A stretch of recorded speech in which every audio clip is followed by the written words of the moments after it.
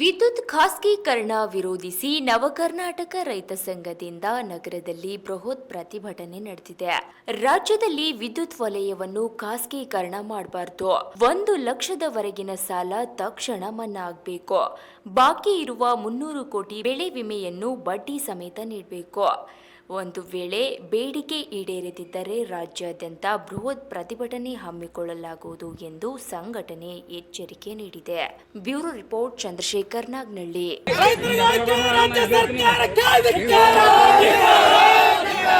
ರೈತರ ಸಾಲ ಮನ್ನಾ ಮಾಡಲೇಬೇಕು.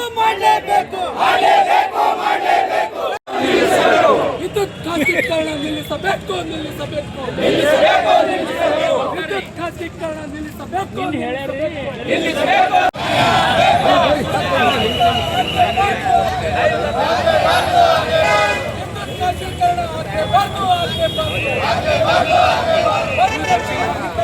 ಇವತ್ತಿನ ದಿವಸ ಯಾವ ಕರ್ನಾಟಕ ರಾಜ್ಯದಲ್ಲಿ ವಿದ್ಯುತ್ ಖಾಸಗೀಕರಣ ಮಾಡ್ತಾ ಹೊರಟಿದೆ ಸರ್ಕಾರ, ಸಂಪೂರ್ಣವಾಗಿ ಈ ಕರ್ನಾಟಕ ರಾಜ್ಯದ ಯಾವುದೇ ಭಾಗ ಇರಲಿ ವಿದ್ಯುತ್ ಖಾಸಗೀಕರಣ ಆಗಬಾರ್ದು ಅಂತಕ್ಕಂಥದ್ದು ಈ ಹೋರಾಟದ ಮೂಲಕ ನಾವು ಇವತ್ತು ರೈತರು ಸೇರಿದ್ವಿ. ಅತ್ಯಂತ ಪ್ರಮುಖ ರೈತರು ಇಲ್ಲಿ ಒಂದೇ ಸಂಘಟನೆ ಅಂತಲ್ಲ, ಪ್ರಾಮಾಣಿಕವಾಗಿ ಸಮಾಜ, ದೇಶ, ರಾಜ್ಯದ ಒಂದು ಏಳಿಗೆಗಾಗಿ ಕೆಲಸ ಮಾಡ್ತಕ್ಕಂಥ ಏನು ರೈತಾಪಿ ವರ್ಗದವ್ರು ಸೇರಿದ್ದಾರೆ. ನಾವು ಮೊದಲನೇದಾಗಿ ವಿದ್ಯುತ್ ಖಾಸಗೀಕರಣ ಆಗಬಾರ್ದು. ಎರಡನೇದಾಗಿ 1 ಲಕ್ಷದವರೆಗೆ ಸಾಲ ಮನ್ನಾ ಮಾಡಬೇಕು ಸರ್ಕಾರ.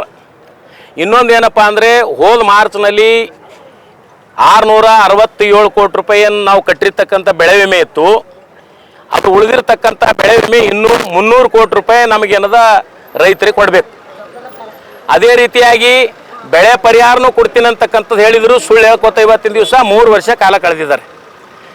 ಸುಪ್ರೀಂ ಕೋರ್ಟ್ ಆದೇಶ ಏನದಪ್ಪ ಅಂದರೆ, ಬೆಳೆ ವಿಮೆ ಯಾವಾಗ ಡಿಕ್ಲೇರ್ ಆಗ್ತದ, ಡಿಕ್ಲೇರ್ ಅರ್ಧ ತಾಸು ಲೇಟ್ ಆದರೆ ಅದಕ್ಕೆ ಬಡ್ಡಿ ಹಚ್ಚಿ ಕೊಡಬೇಕು ಅಂತಕ್ಕಂಥ ಸುಪ್ರೀಂ ಕೋರ್ಟ್ ಆದೇಶ ಅದ.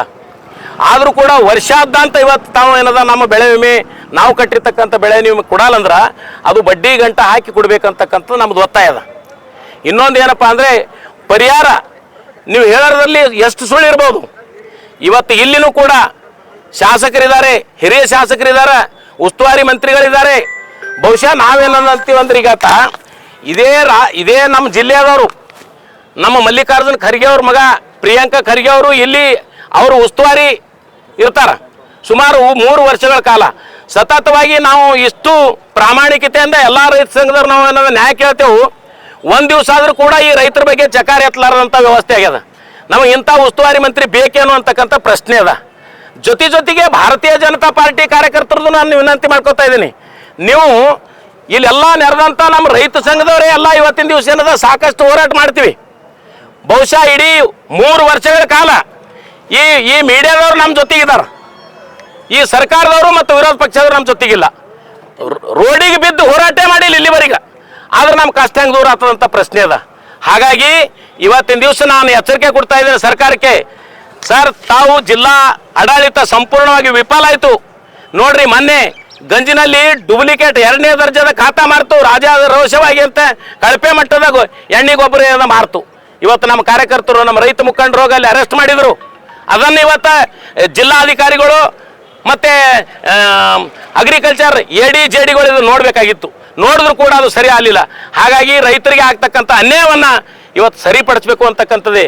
ತಾವೇನಾದರೂ ಈ ಔಷಧಿಯಿಂದ ನೀವು ದೂರ ಇದ್ದರೆ ನಾವು ಇಡೀ ರಾಜ್ಯಾದ್ಯಂತ ನವಕರ್ನಾಟಕ ರೈತ ಸಂಘ ಇರ್ಬೋದು, ಎಲ್ಲ ರೈತ ಸಂಘಟನೆಗಳು ಸೇರಿ ಇಡೀ ರಾಜ್ಯಾದ್ಯಂತ ರೈತ ಮಹಿಳೆಯರು, ರೈತ ಪುರುಷರು ಸೇರಿ ದೊಡ್ಡ ಶಕ್ತಿ ಪ್ರದರ್ಶನ ನಿಮ್ಮ ಮೇಲೆ ಮಾಡಬೇಕಂತಕ್ಕಂಥದ್ದು ಇವತ್ತು ವಿಚಾರ ನಾವು ಮಾಡಿದ್ವಿ.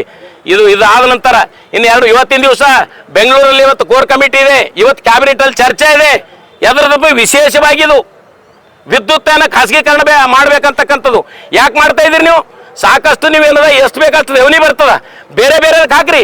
ಆದರೆ ರೈತರ ಮ್ಯಾಗೆ ಯಾಕದ ಪರಲ್ಲ? ಇಷ್ಟು ಜನ 3 ವರ್ಷ ಬಿಟ್ಟು ಈಗ ಮತ್ತೆ ರೈತರ ಮ್ಯಾಗೆ ಏನದ ಖಾಸಗೀಕರಣ ಮಾಡ್ತೇವೆ. ಮುಂಜಾನೆ ಒಂದು ರಾಜ್ಯದ ವಿದ್ಯುತ್ ಒಂದು CO ಯಾರ್ದು ಫೋನ್ ಬಂದಿತ್ತು. ಏನು ಹೇಳ್ತಾರಂದ್ರೆ, ಹಂಗಲ್ಲ ಗೌಡ್ರೆ, ಅದು ಒಂದು TC ಮೀಟರ್ ಕುಂಡಿಸ್ತೇವತ್ತ. TCಗೆ ಯಾಕೆ ಮೀಟರ್ ಕುಂಡಿಸ್ತೀರಂದ್ರೆ, ಆ TCಗೆ ಮೀಟರ್ ಕುಂಟ್ರೆ ಯಾರ್ಯಾರು ಎಷ್ಟು ಕರೆಂಟ್ ಸುಟ್ರ ಅಂತ ನಮಗೆ ಗೊತ್ತಾಗ್ತದಂತ. ನಿನಗೆ ಯಾಕೆ ಗೊತ್ತಾಗ್ತದಪ್ಪ? ನೀ ಯಾರು ನಮಗೆ ಕೇಳಕ? ಅನ್ನ ಹಾಕೋರು ನಾವು ನೀ ಯಾರು ಕೇಳಕ್ಕೆ ನಿನ್ಗೆ ಗೊತ್ತದ ಹೊಲ ಮನಿ ನಮ್ಮ ಪ್ರಯತ್ನ ಗೊತ್ತದ. ನಾವು ರಾತ್ರಿ ಹಗಲು ಮಳಿ ಚಳಿ ಬಿಸಿಲ್ನಾಗ ಪ್ರಯತ್ನ ಮಾಡ್ಕೇಸಿ ನಿಮ್ಗೆ ಅನ್ನ ಹಾಕ್ತೇವೆ, ನಮ್ಮ ಮೇಲೆ ಮಾನಿಟರ್ ಮಾಡ್ತೀವ್ರಿ. ದಯವಿಟ್ಟು ಸರ್ಕಾರಕ್ಕೆ ಎಚ್ಚರಿಕೆ ಕೊಡ್ತಾ ಇದ್ದೇನೆ. ಇನ್ನು ಇಲ್ಲಿ ಇರ್ತಕ್ಕಂಥ ಉಸ್ತುವಾರಿ ಮಂತ್ರಿಗಳಿರ್ಬೋದು, ಹಿರಿಯ ಶಾಸಕರಿರ್ಬೋದು, ಸರ್ಕಾರದಲ್ಲಿರ್ತಕ್ಕಂಥ ಮಂತ್ರಿಗಳಿರ್ಬೋದು, ನಿಮಗೆ ಎಚ್ಚರಿಕೆ ಗಂಟೆ ಇದೆ. ಒಂದು ವೇಳೆ ಏನಾದರೂ ಇದು ಸರಿಪಡಿಸಲಿಲ್ಲ ಅಂದ್ರೆ ರಾಜ್ಯಾದ್ಯಂತ ರೈತ ಮುಖಂಡರು, ರೈತ ಮಹಿಳೆಯರು ಸೇರಿ ದೊಡ್ಡ ಪ್ರಮಾಣದ ಆಯಾ ಜಿಲ್ಲೆಯಲ್ಲಿ ಹೋರಾಟ ಮಾಡ್ತೇವೆ ಅಂತಕ್ಕಂಥದ್ದು ಹೇಳುತ್ತಾ ಇವತ್ತಿನ ದಿವಸ ತಮಗೆ ಎಚ್ಚರಿಕೆ ಗಂಟೆ ಕೊಡ್ತಾ ಇದ್ದೇನೆ. ದಯಾನಂದ್ ಪಾಟೀಲ್, ನವ ಕರ್ನಾಟಕ ರೈತ ಸಂಘದ ರಾಜ್ಯಾಧ್ಯಕ್ಷರು. ಎಲ್ಲ ವಿಷಯಗಳನ್ನು ನವ ಕರ್ನಾಟಕ ರೈತ ಸಂಘದ ಅಧ್ಯಕ್ಷರಾದಂಥ ದಯಾನಂದ್ ಪಾಟೀಲ್ ಅವರು ವಿಷಯನ ಸೂಕ್ಷ್ಮವಾಗಿ ತಿಳಿಸಿದ್ದಾರೆ.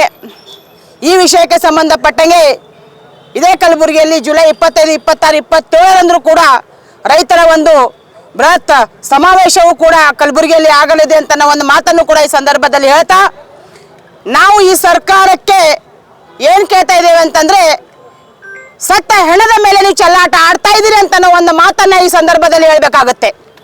ಈಗಾಗಲೇ ರೈತರ ಹತ್ರ ಏನೂ ಉಳಿದಿಲ್ಲ, ಮಳೆನೂ ಬಂದಿಲ್ಲ. ಈಗಾಗಲೇ ಕಬ್ಬು ಕೆಲವೊಂದು ಬೆಳೆಗಳು ಕೂಡ ಒಣಗಿ ಹೋಗಿದಾವ. ನೀರಿಲ್ಲಾರ್ದೆ ಎಲ್ಲರ ಕಡೆ ದನ ಕರ ಹಸುಗಳೆಲ್ಲ ಹಾಹಾಕಾರ ಆಗ್ತಿರೋ ಸಂದರ್ಭದಲ್ಲಿ ತಾವು ಇವತ್ತು ಮತ್ತೆ ಒಂದು ಏನು ಹೇಳ್ತೀರಿ ಅಂತಂದ್ರೆ ವಿದ್ಯುತ್ತನ್ನ ಖಾಸಗೀಕರಣ ಮಾಡ್ತೀರ ಅಂತ ಹೇಳ್ಬೇಕಂತಿದ್ದೀರಿ. ಸ್ವಾಮಿ, ನಿಮಗೆ ದುಡ್ಡು ಎಲ್ಲಿ ಕಮ್ಮಿ ಬೀಳಿಕತ್ತದ? ಏನ್ ನಿಮ್ಮ ಮೈ ಮೇಲೆ ಬಟ್ಟೆ ಇಲ್ವಾ? ನಿಮ್ಮ ಕುಟುಂಬದವ್ರು ಹಾಕ್ಲಿಕ್ಕೆ ಬಟ್ಟೆ ಇಲ್ವಾ?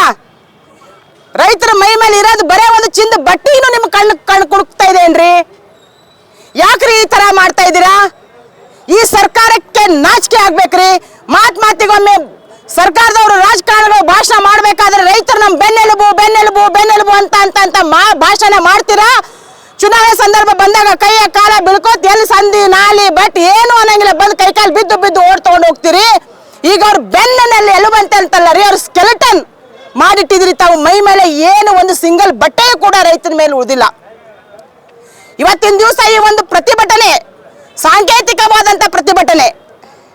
ನಿನ್ನೆ ನಮಗೆ ಈ ವಿಷಯ ಗೊತ್ತಾದಂಥ ಸಂದರ್ಭದಲ್ಲಿ ನಾವು ಬರೀ ನಿನ್ನೆ ಒಂದು ದಿವಸಕ್ಕೆ ನಾವಿಲ್ಲಿ 100 ರೈತರನ್ನೇ ಇವತ್ತಿನ ದಿವಸ ನಾವು ಸೇರಿಸಿದ್ದೇವೆ.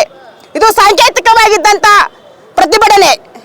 ಈ ಖಾಸಗೀಕರಣ, ತಾವು ವಿದ್ಯುತ್ ಖಾಸಗೀಕರಣ ಏನಾದರೂ ಮಾಡಿದ್ದೇ ಆಯಿತು ಅಂತಂದ್ರೆ ಇಡೀ ರಾಜ್ಯಾದ್ಯಂತ ಪಕ್ಷಾತೀತವಾಗಿ ಹಾಗೂ ಜಾತ್ಯತೀತವಾಗಿ ಮಹಿಳೆಯರು, ಯುವಕರು ಎಲ್ಲರೂ ಸೇರಿ ರೈತರು ವಿಧಾನಸೌಧವನ್ನು ಮುತ್ತಿಗೆ ಹಾಕಬೇಕಾಗುತ್ತೆ ಅನ್ನೋ ಒಂದು ಮಾತನ್ನ ತಮ್ಮ ಮಾಧ್ಯಮ ಮುಖಾಂತರ ಹೇಳ್ತಾ, ಈ ವಿಷಯವನ್ನ ಇವತ್ತಿನ ದಿವಸ ಕ್ಯಾಬಿನೆಟ್ ಚರ್ಚೆ ಇದೆ ಅಂತ ಒಂದು ವಿಷಯ ಕೂಡ ಗೊತ್ತಾಗಿದೆ.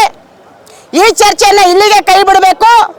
ಮುಂದುವರೆದಿದ್ದೇ ಆಯಿತು ಅಂತಂದ್ರೆ ಕಲಬುರಗಿಯಲ್ಲಿ ನಾವು ಎಲ್ಲ ಸಮಾಜದ ರೈತ ಮುಖಂಡರ ಜೊತೆ, ಎಲ್ಲ ವಿವಿಧ ಹಿಂದೂ ಪರ ಕನ್ನಡ ಪರ ಸಂಘಟನೆ ಜೊತೆ ಮತ್ತೆ ನಾವು ಒಂದು ಸಭೆಯನ್ನ ಮಾಡಿ ಒಂದು ದಿನಾಂಕವನ್ನ ನಿಗದಿಪಡಿಸಿ ಕಲಬುರಗಿ ಬಂದ್ ಮಾಡುವುದರ ಮುಖಾಂತರ ನಾವು ಮತ್ತೆ ಪ್ರತಿಭಟನೆ ಮಾಡಬೇಕಾಗುತ್ತೆ ಅಂತ ಒಂದು ಮಾತನ್ನು ಕೂಡ ಈ ಸಂದರ್ಭದಲ್ಲಿ ಹೇಳ್ತಾ, ಕಲಬುರಗಿಯಲ್ಲಿ ಜಿಲ್ಲಾಧಿಕಾರಿಗಳ ಮೇಲೆ ನಮಗೆ ಅಪಾರವಾದ ಅಭಿಮಾನ ಇದ್ದಿದ್ದರ ಕಾರಣ ಈ ನಮ್ಮ ಮನವಿ ಪತ್ರವನ್ನ ಜಿಲ್ಲಾಧಿಕಾರಿಗಳ ಬಂದು ತಗೋಬೇಕು. ಬೇರೆ ಯಾರೇ ತಹಶೀಲ್ದಾರ್ ಆಗಲಿ JD ಆಗಲಿ ಯಾರೇ ಬಂದ್ರೆ ಅಂತಂದ್ರು ನಾವು ಮನವಿ ಪತ್ರವನ್ನ ಕೊಡುವುದಿಲ್ಲ. ಇಲ್ಲಿದ್ದಂಥ ಪೊಲೀಸ್ ಅಧಿಕಾರಿಗಳನ್ನ ನಾವು ಮನವಿ ಮಾಡ್ಕೊತೇವೆ. ಜಿಲ್ಲಾಧಿಕಾರಿಗಳು ಎಲ್ಲೇ ಇರಲಿ, ಸಮಯ ಎಷ್ಟೇ ಆದ್ರೂ ನಾವು ಕಾಯ್ತೇವೆ. ಅವರು ಬಂದು ನಮ್ಮ ಈ ಮನವಿಯನ್ನ ತಗೊಳ್ಬೇಕು. ನಾವು 3 ಅಂಶಗಳ ಮೇಲೆ ಇಲ್ಲಿ ಪ್ರತಿಭಟನೆ ಮಾಡ್ತಾ ಇದ್ದೇವೆ. ರೈತರ 1 ಲಕ್ಷ ಸಾಲ ಮನ್ನಾ ಆಗಬೇಕು, ವಿದ್ಯುತ್ ಖಾಸಗೀಕರಣ ಆಗಲೇಬಾರ್ದು. ಈಗಾಗಲೇ ಏನು ಬೆಳೆ ಹೋಗಿದೆ ಆ ಬೆಳೆಯ ಪರಿಹಾರವನ್ನು ಕೂಡ ಕೊಡಬೇಕು. ಮತ್ತೆ ರೈತರ ಉಳಿದಂತ ಬೆಳೆ ವಿಮೆ ಕೂಡ ಇಮಿಡಿಯೇಟ್ ಆಗಿ ರಿಲೀಸ್ ಮಾಡ್ಬೇಕಂತ ಒಂದು ಮಾತನ್ನು ಕೂಡ ಈ ಸಂದರ್ಭದಲ್ಲಿ ನಾನು ಹೇಳ್ತಾ ಇದ್ದೇನೆ.